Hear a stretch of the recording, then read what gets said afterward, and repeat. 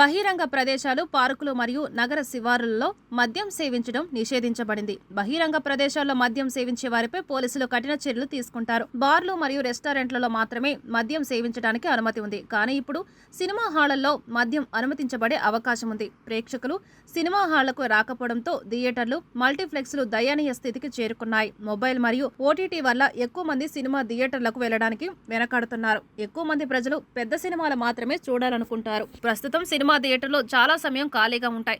పరిస్థితి ఎలా తయారైందంటే సినిమా థియేటర్లు కూడా మూతపడే పరిస్థితి ఏర్పడింది.